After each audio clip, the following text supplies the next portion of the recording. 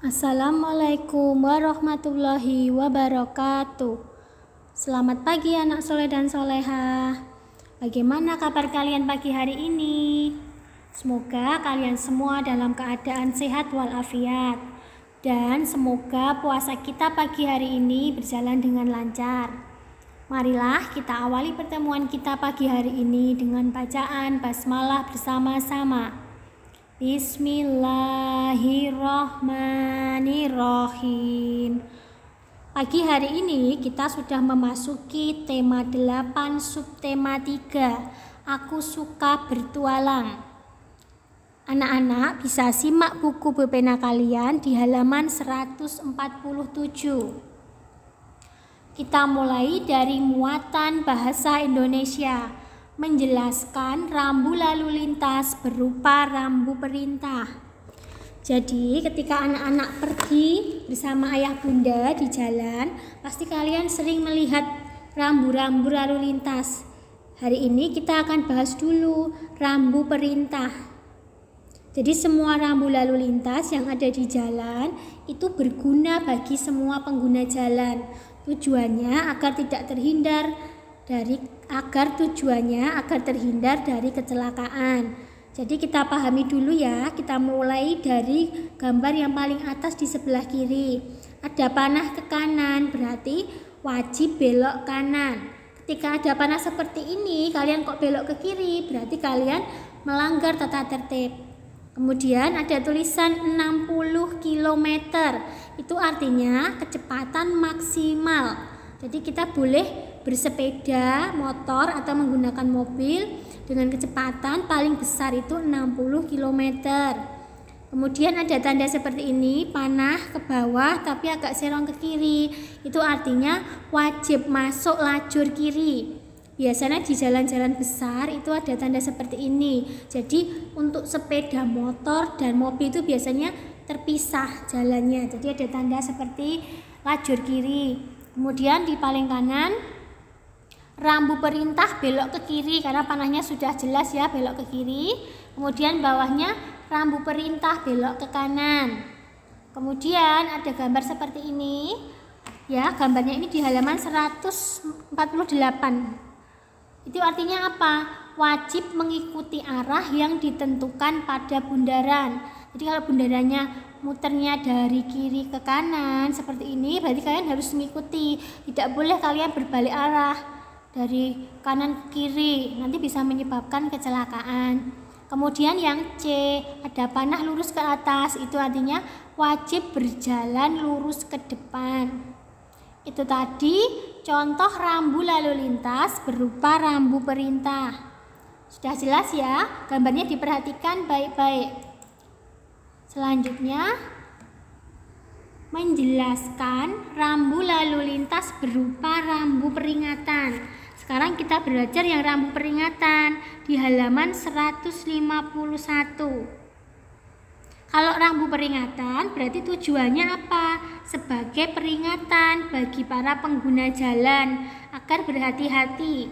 Karena di depannya ada sesuatu yang membahayakan. Jadi jauh-jauh sebelum kita menuju ke sana biasanya ada rambu peringatan seperti di gambar halaman 152. Ada gambar seperti ini ya, jalannya jadi lebar tiba-tiba sempit, berarti artinya penyempitan jalan. Kemudian ada panah tikungan ke kiri. Kemudian ada mobil jalannya berkelok-kelok seperti ini, artinya jalannya licin. Kalau ayah bunda kalian berkendara mobil sudah tahu ada rambu-rambu seperti ini, berarti harus mengurangi kecepatan karena jalannya licin. Kemudian ada gambar seperti ini, mobil yang turun. Di sini kan sangat curam. Nah, berarti turunan curam. Kalau sudah tahu di depan ada turunan curam, berarti kita harus mengurangi kecepatan pelan-pelan. Begitu juga yang B, tanjakan curam. Di sini sudah kelihatan ya tinggi sekali. Biasanya kalau kita pergi ke daerah Tawangmangu itu banyak sekali tanjakan-tanjakan curam seperti ini. Kemudian ada gambar seperti ini, seperti tanda operasi penjumlahan ya. Ini artinya apa? Kita mau menuju ke perempatan. Berarti kita juga harus hati-hati, nggak boleh ngebut-ngebut kalau mendekati perempatan. Sudah jelas ya anak-anak? Itu tadi rambu peringatan. Sekarang kita lanjutkan. Menjelaskan rambu lalu lintas berupa rambu larangan. Rambu larangan, kita perhatikan ya. Rambu larangan sudah disimak gambarnya, diperhatikan dengan seksama. Rambu larangan ada di halaman 153. Ada gambar S, huruf S, kemudian disilang. Itu artinya dilarang berhenti. S itu kan biasanya stop, berarti dilarang berhenti. Kemudian ada huruf P dicoret seperti ini ya, di strip, di garis. Itu artinya P, parkir. Berarti kalau ada tanda seperti ini, dilarang parkir. Kalau kalian di jalan melihat tanda seperti ini, kok kalian masih parkir di tempat itu, berarti kalian belum paham rambu larangan. Kemudian ada tanda seperti ini, artinya dilarang mendahului. Kenapa terus kok ada rambu larangan? Tujuannya supaya apa? Supaya kita pengguna jalan itu selamat ketika melakukan perjalanan. Kemudian ada tanda seperti ini, dilarang masuk. Ada tanda seperti ini ya, dicoret, berarti dilarang berbalik arah. Biasanya di tengah-tengah jalan kota itu ada tanda seperti ini, kok masih nekat putar balik, berbalik, itu berarti kamu belum paham. Mungkin ada pengguna jalan lain yang belum paham, masih nekat. Nah, kemudian ada seperti ini gambarnya ya, belok kanan tapi dicoret seperti ini, berarti dilarang belok kanan. Disimak ya gambarnya, diperhatikan. Sudah, kita lanjutkan sekarang. Menjelaskan rambu lalu lintas berupa rambu petunjuk. Sekarang yang petunjuk. Kalian bisa simak di halaman 157. Kalau rambu petunjuk untuk apa, Us? Rambu petunjuk itu untuk menunjukkan tempat atau lokasi tertentu. Jadi supaya pengguna jalan itu mudah dalam mencari lokasi. Dulu sebelum ada Google Map ya, sekarang kan sudah ada Google Map jadi lebih mudah. Dulu sebelum ada Google Map, kita kalau misalnya mau cari rumah sakit, nah kita cari, ada petunjuk seperti ini. Oh, ada tanda di sini, ada gambar kayak tempat tidur itu ya, atau amben biasanya ya, itu namanya rumah sakit. Kemudian ada tanda silang seperti ini, berarti kita mau dekat dengan rumah makan. Ada tanda kota ke atas, artinya itu kota itu masih lurus terus. Menuju Pancoran kita belok kanan, menuju Kebayoran Lama kita belok kiri. Ini penunjuk arah ya. Terus ada gambar seperti ini, artinya apa? Telepon umum. Ada gambarnya seperti ini ya, biasanya kalian lihat itu pompa bahan bakar, atau biasanya kalian sering sebut dengan istilah pom bensin atau SPBU, boleh. Kemudian yang C, di situ ada panah Purwakarta 70 km. Artinya kalau kita mau menuju ke Purwakarta, berarti jaraknya itu masih 70 km lagi. Seperti itu nggih? Sudah jelas ya, itu rambu tunjuk. Sudah? Kalau sudah, kita lanjutkan. Muatan matematika, cara mengumpulkan data. Cara mengumpulkan data, pengumpulan data itu ada 3. Yang pertama dengan cara wawancara. Kalian lihat di halaman 148. Wawancara itu berarti kita melakukan tanya jawab dengan narasumber. Jadi kita mengumpulkan data secara langsung.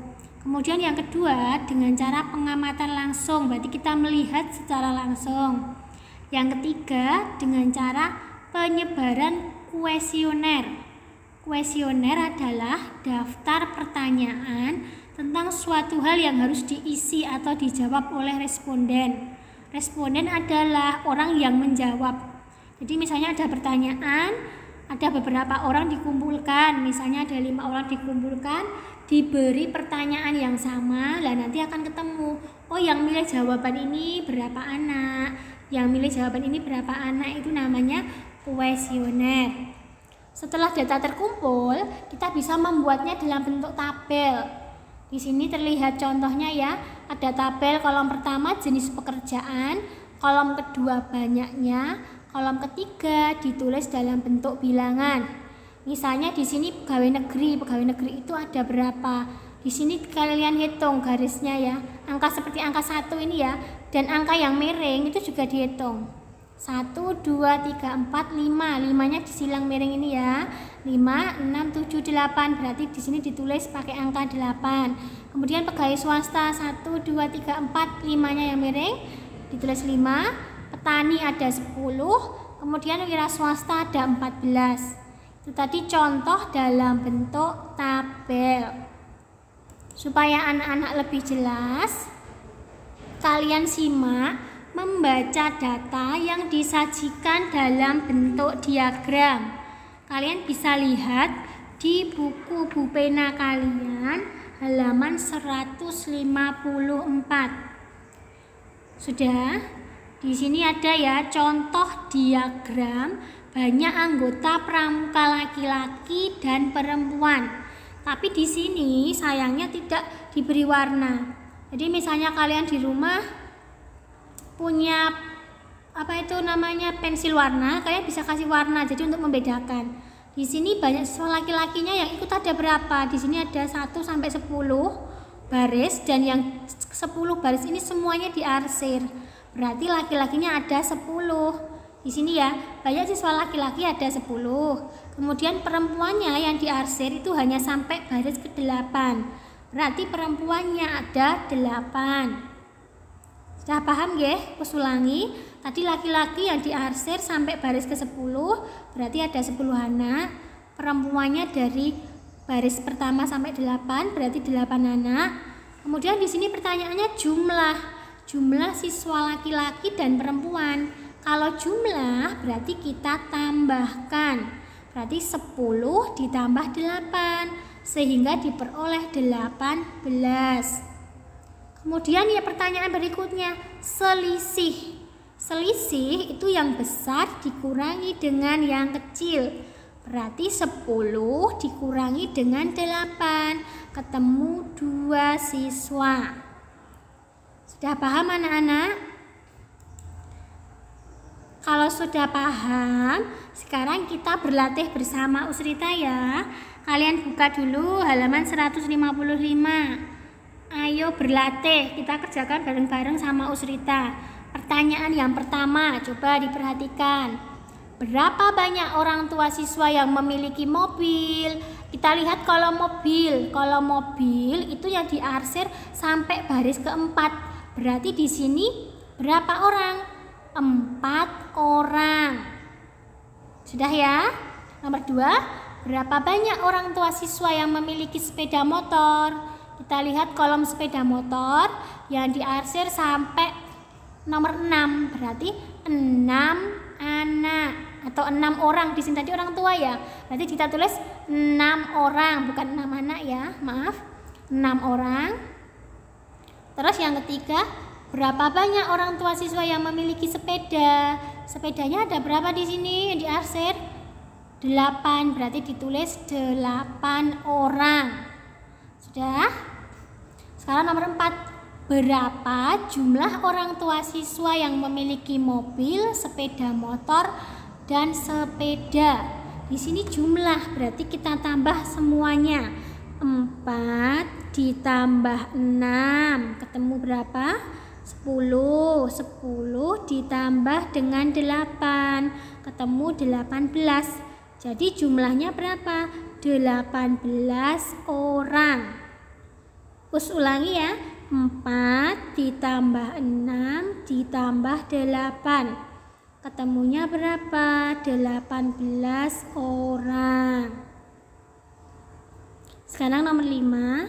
Berapa selisih banyak orang tua siswa yang memiliki sepeda dan sepeda motor?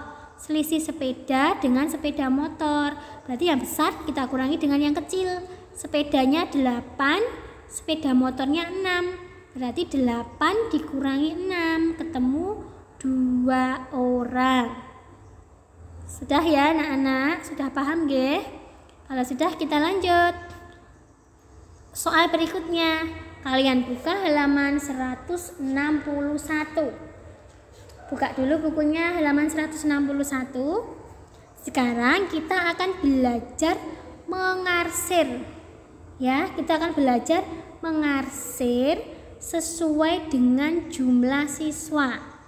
Kalian perhatikan di layar itu baru ada 9 baris. Jadi barisnya kurang 1.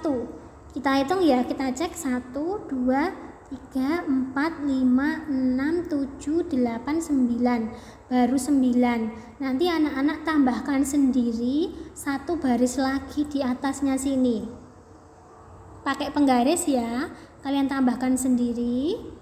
Sudah ditambah sehingga ada 10 baris. 1, 2 ya. 1, 2, 3, 4, 5, 6, 7, 8, 9, 10. Karena ini tulisannya dari bawah, berarti nanti menghitungnya juga dari bawah. Sudah, ditambah dulu ya kolomnya. Tapi kalau yang ini tadi kok dari atas, Us, perhatikan sini. Kalau tulisannya dari atas, berarti kita ngitungnya dari atas ke bawah. Nggih, karena ini dari bawah namanya, berarti kita dari bawah naik ke atas. Sudah ditambah 1 kolom ya. 1 baris, bukan 1 kolom. 1 baris yang masing-masing terdiri dari 5 kolom. Kalau sudah, kita kerjakan. Anak-anak bisa siapkan pensil warna supaya lebih menarik dan terlihat. Misalnya sepeda motor nanti kita beri warna merah. Kita lihat di tabel ya, sepeda motor itu ada 8. Nanti kita hitung 1, 2, 3, 4, 5, 6, 7, 8. Berarti dari 8 ini semua kalian arsir dengan warna merah ya, diarsir dulu dengan warna merah. Sudah. Sekarang yang mobil pribadi kita arsir dengan warna kuning ya, kuning. Mobil pribadi ada 7, kita hitung dari bawah. 1, 2, 3, 4, 5, 6, 7. Nah, sampai di sini kita arsir warna kuning. Kalau namanya dimulai dari bawah, berarti ngitungnya dari bawah, nggih. Dari bawah naik ke atas, 7 ya. Tadi sepeda motor warna merah, mobil pribadi kuning. Sekarang bis atau bus ya, bisa dipanggil bis atau bus warna biru. Kita ambil warna biru. Ada 9, 1, 2, 3, 4, 5, 6, 7, 8, 9. Kita arsir sampai di sini. Warna biru. Sudah. Kemudian kereta apinya ada 10. 1, 2, 3, 4, 5, 6, 7, 8, 9, 10. Kereta apinya kita arsir warna hitam saja. 10 ya, semua di sini kita arsir berarti semuanya. Dah. Sepedanya ada 5. 1, 2, 3, 4, 5. Sepedanya kita arsir warna orange atau oranye. Kita arsir warna oranye. Sudah anak-anak? Sudah jelas ya? Berarti sampai di sini pertemuan kita hari ini. Kurang lebihnya Usrita mohon maaf. Tetap semangat menjalankan ibadah puasa. Wassalamualaikum warahmatullahi wabarakatuh.